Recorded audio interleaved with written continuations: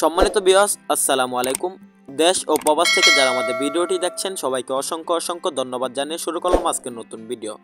তো চাষি ভাইরা, আজকে আপনাদেরকে যে বিষয় নিয়ে আলোচনা করব, নতুন পুকুর ব্যবস্থাপনা, নতুন পুকুরের উপরে এবং নিচের লেয়ারে কী কী মাছ ছাড়বেন। তো চাষি ভাইরা, নতুন পুকুরের নিচের লেয়ারে আপনারা ছাড়তে পারবেন দেশি শিং মাছের পোনা। তো চাষি ভাইরা, দেশি শিং মাছের পোনাগুলো একদম কাদার ভিতরে থাকে, এই মাছগুলো আপনারা ছাড়তে পারবেন। তো চাষি ভাইরা, দেশি শিং মাছের পোনাগুলো অল্প দিনে বড় হয়, তাই আর দেরি না করে দেশি শিং মাছের পোনা চাষ করুন। তো চাষি ভাইরা, ভিডিওটি না কেটে সম্পূর্ণ দেখুন, তাহলে মাছ চাষ সম্পর্কে বুঝতে পারবেন বা মাছ চাষে ফলাফল বা সফলভাবে মাছ চাষ করতে পারবেন। তো চাষি ভাইরা, আপনারা নিচের স্তরের জন্য চাষ করতে পারবেন মাগুর মাছের পোনা।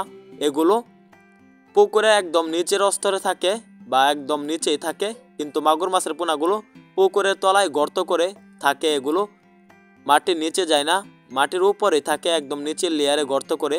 তো চাষি ভাইরা, মাগুর মাছের পোনাগুলো অল্প দিনে বাজারজাত করতে পারবেন। মাত্র 5 থেকে 4 মাসে আপনারা মাগুর মাছের ওজন 6 থেকে 7 পিসে আনতে পারবেন।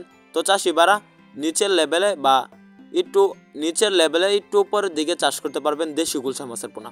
চাষি ভাইরা, এগুলো নিচের লেয়ারে থাকে। এই মাছগুলো কম খাবারে, কোনো খাবার ছাড়াই মাত্র 6 মাসে 8 থেকে 10 পিসে কেজি আসে, তাই আর দেরি না করে এগুলা চাষ করতে পারবেন। আমরা সারা বাংলাদেশে পাইকারি এবং ফ্রি হোম ডেলিভারিতে সকল সাইজের সকল ক্যাটাগরি মাছের পোনা বিক্রি করে থাকি। তো চাষি ভাইরা, আপনারা আমাদের এখান থেকে মাছ করে চাষ করে লাভবান হতে পারবেন।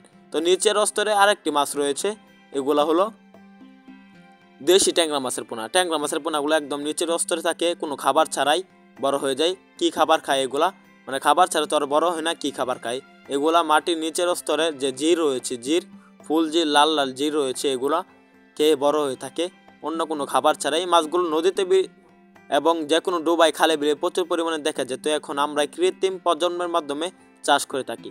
তো চাষি ভাইরা, চলেন জেনে আসি পুকুরের মধ্যম স্তরে কি মাছগুলো ছাড়বেন বা কি মাছ ছাড়লে সফলতা অর্জন করতে পারবেন। তো চাষি ভাইরা, পুকুরে মধ্যম স্তরে চাষের জন্য বিভিন্ন মাছ রয়েছে, যেমন কাতল মাছের পোনা। কাতল মাছের পোনা ছাড়তে পারবেন না, কারণ এগুলা পানি গোলা করে ফেলে, তাতে পুকুরে সমস্যা হতে পারে। মিশ্র হবে মাছ চাষে কাতল মাছ না ছাড়াই ভালো।